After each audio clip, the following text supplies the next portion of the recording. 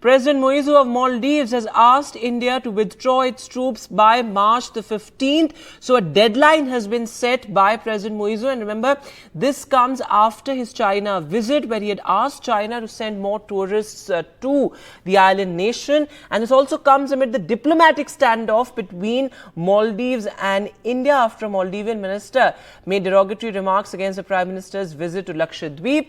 And of course, this also comes after President Moizu's election. He fought his campaign on the India Out strategy. Our colleague Uma Shankar is now joining us live from the NDTV newsroom. तो उमा शंकर, ये कहीं ना कहीं expected lines पे ये move था. मालदीव्स ने पहले ही बोला हुआ था कि इंडिया अपने ट्रूप्स विड्रॉ करें, लेकिन उसके बाद नेगोशिएशंस चल रहे थे. लेकिन अब मार्च 15 का डेडलाइन सेट किया है मोहम्मद मोइजू ने. तो कहीं ना कहीं ये डिप्लोमेटिकली इंडिया के लिए कितना बड़ा झटका है? जी देखिए, ये आपने सही कहा कि बिल्कुल स्टेटेड लाइंस पे ही ये बातें हो रही हैं, क्योंकि जिस तरीके से चुनाव अभियान के दौरान भी मोइजू ने ये वादा किया था कि जब वो सत्ता में आएंगे तो भारतीय ट्रुप्स को वो वापस भेज देंगे, और सत्ता में आने के बाद उन्होंने इस बात का ऐलान भी कर दिया. अब औपचारिक तौर पे इस बात की इत्तला जो है वो भारत को दी गई है. आज सुबह ही एक मीटिंग हुई है मालदीव्स में फॉरेन मिनिस्ट्री के अंदर, जिसमें कि भारत के जो मालदीव्स में उच्चायुक्त हैं उन्होंने भी उसमें बैठक में हिस्सा लिया. और ये जानकारी आई है कि उसी दौरान ये कम्युनिकेट किया गया इंडिया को कि वो अपने ट्रुप्स को 15 मार्च तक मालदीव से वापस बुला ले. मोइजू जो कि चीन समर्थक हैं, वो चीन समर्थन वाली नीतियों पे चलते साफ नज़र आ रहे हैं.